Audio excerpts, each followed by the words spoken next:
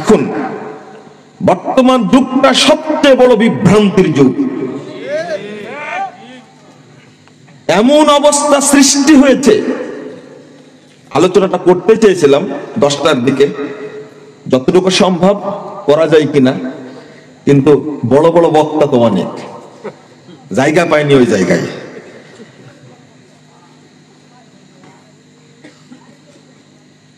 বিভ্রান্তি কোন জায়গায় আর কয়েকটি কথা বলিনি, তারপর একটু বিস্তারিত বলছি। আমাদেরকে প্রথম সিরাতে মুস্তাকিম পেতে হবে। আর একজন বললেন আমরা সবাই এক ট্রেনের যাত্রী, মক্কায় চলে যাব, কেউ ফার্স্ট ক্লাস, কেউ সেকেন্ড ক্লাস, কেউ থার্ড ক্লাস, কিন্তু গন্তব্য কোথায়? মক্কায়।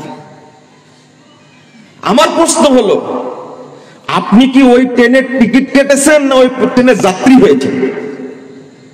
আগে তো এটা নাকি যাত্রী হওয়ার জন্য টিকিট কাটার দরকার না? First class, second class, third class পরে মক্কায় যাবে এই ট্রেন, এইটা কি আপনি নির্ধারণ করেছেন? আমি মনে বুঝাতে পারলাম না আপনাদেরকে। আগে ওইটা বুঝেন। আমি তো ট্রেনে উঠতেই পারিনি, মক্কায় যাব কি করে? আগে পথটা ঠিক করি। উদাহরণ চমৎকার, কিন্তু শুভঙ্করের ফাঁকি, এর মধ্যে বিভ্রান্তি লুকিয়ে আছে। আমি তো তাকে পথ চিনাতে পারিনি।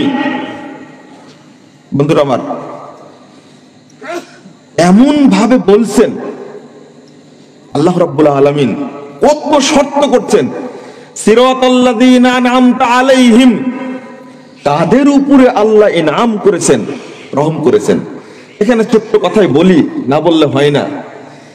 আমরা এই পথটা পাবো কি করে? 60 বছর যাবত সালাত আদায় করছি জামাতের সাথে, ফরজ সালাতে 60 বছরে একদিনও সূরা ফাতিহা পড়ার সুযোগ হয়নি।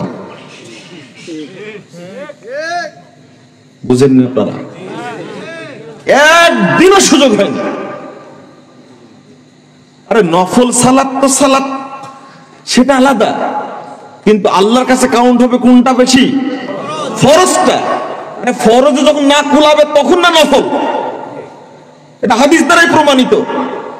60 বছর জামাতে সালাত আদায় করছি, সূরা ফাতিহা এত অন্যায় করেছে কেন? এত বিভক্তি, বিশেষ করে উপমহাদেশ কেন্দ্রিক ইসলামের যে অবস্থা, তার মৌলিক কারণ হলো এটা ইহুদি খ্রিস্টানদের একটা, এবং তাদের দালাল যারা দোসর, তাদের একটা গভীর চক্রান্ত মুসলিম উম্মার বিরুদ্ধে। জোটগতভাবে কিভাবে সূরা ফাতিহাকে আউট করে দেওয়া হলো, আশ্চর্য লাগে। যেখানে আমি আল্লাহর কাছে চাইবো ওয়াস্তাইনু বিস-সাবরি ওয়াস-সালাহ, আল্লাহ বলছেন ইন্নাস সালাতা তানহা আনিল ফাহশাই ওয়াল মুনকার ওয়া লাযিকরুল্লাহি আকবার। আল্লাহকে স্মরণ করার সর্বশ্রেষ্ঠ জায়গা কোনটা? সালাত। সালাতের মধ্যে আমি বলতে পারলাম না আল্লাহকে 60 বছর যাবত ইহদিনাস সিরাতাল মুস্তাকিম।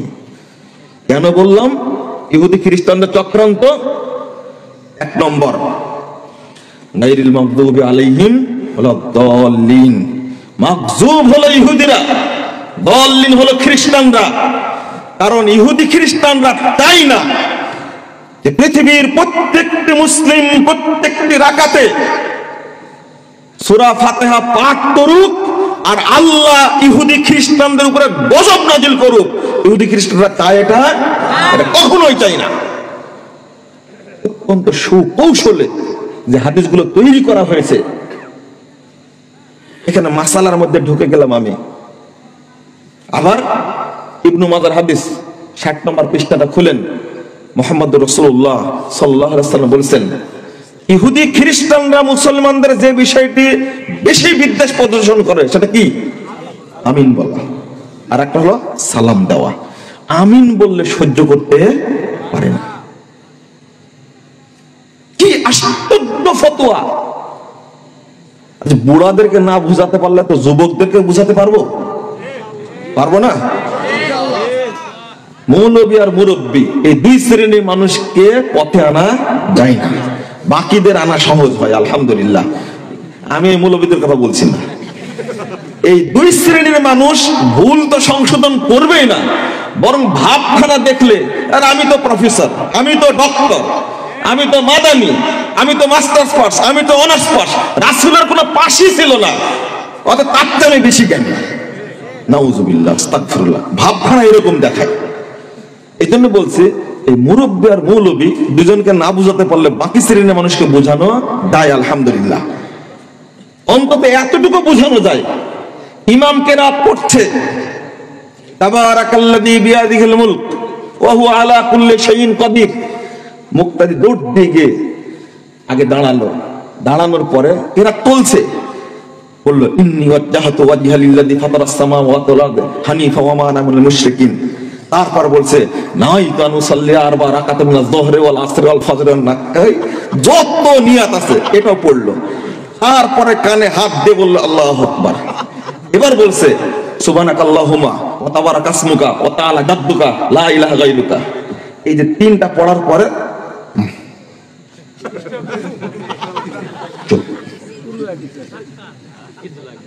কেরাত ইমাম সাহেব পড়ছে, এটা আলেমদেরও বুঝার কথা, যুবকদেরও বুঝার কথা, জ্ঞানী মানুষেরও বুঝার কথা। কোরআন তেলাওয়াত ইমাম সাহেব পড়া অবস্থায় যদি কেরাত পড়া না জায়েজ হয়, তুমি দুইটা ভুয়া দোয়া বলেছো, জাল মিথ্যা বানোয়াট বলেছো। যেটা সানা পড়েছো, আবু দাউদ, ইমাম আবু দাউদ বলছেন, আলবানী বলছেন সহিহ, আবু দাউদ রাহিমাহুল্লাহ বলছেন এর ত্রুটি আছে।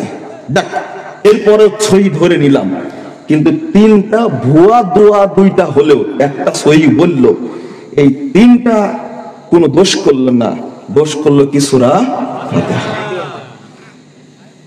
আরে ফজর মাগরিব এশায় না দোষ,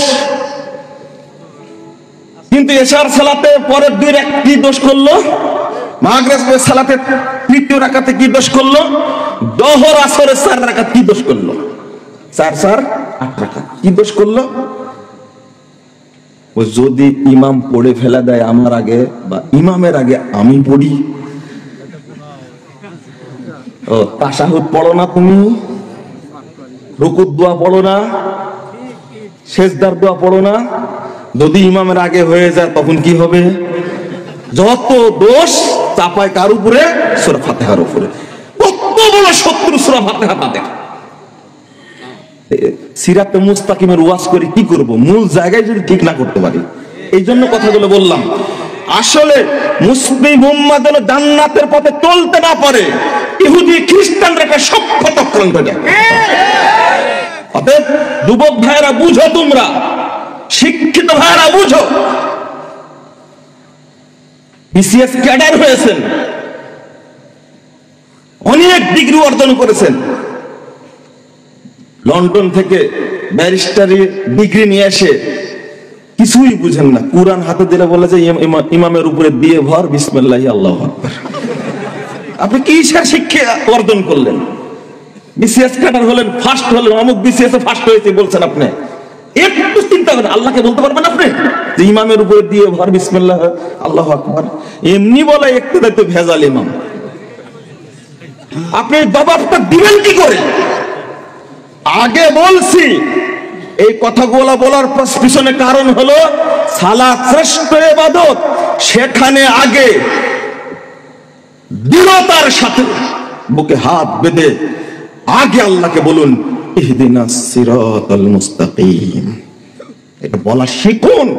তারপরে আশা করেন আমি জান্নাতের পথ পাবো ইনশাআল্লাহ। সিরাতাল্লাযীনা আনআমতা আলাইহিম, তারা কারা? সূরা নিসা 69 নম্বর আয়াত আল্লাহ বলেছেন ওমান ইউতিল্লাহা ওয়া রাসূল আনআমাল্লাহু মিনান নাবিয়্যিন ওয়াস সিদ্দিকিন ওয়াশ শুহাদা ওয়াস সালিহিন ওয়া হাসুনা উলাইকা রাফিকা। আল্লাহ বলেন তারা হলেন নবীগণ, তারা হলেন সিদ্দিকগণ, তারা হলেন সৎ বান্দাগণ, তারপরে বলছেন শহীদগণ ওয়া শুহাদা ওয়া সালিহিন, আগে শহীদগণ তারপর সালেহ বান্দা। তাহলে এই 4 শ্রেণীর মানুষের পথ আমি চাইলাম,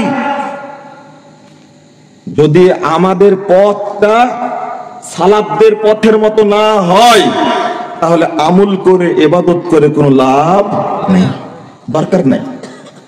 আল্লাহ রাব্বুল আলামিন শর্ত করেছেন এক জায়গায় না, কয়েক জায়গায়।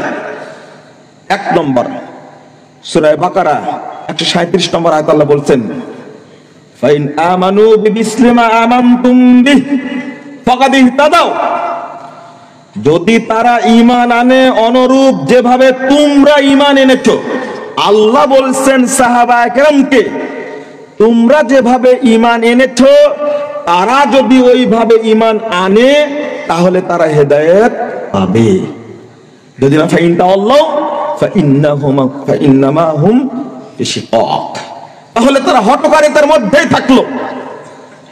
রাসূলুল্লাহ সাল্লাল্লাহু আলাইহি ওয়াসাল্লাম যেটা বলে গেছেন, আরেকটা আয়াত শুনুন। আল্লাহ রাব্বুল আলামিন এখানে শর্ত করলেন, সাহাবায়ে কেরাম যেভাবে ঈমান এনেছেন আমাদেরকে ঈমান ওইভাবেই আনতে হবে। এটা হলো বড় শর্ত। যদি না আনি তাহলে আমরা হেদায়েত পাবো না।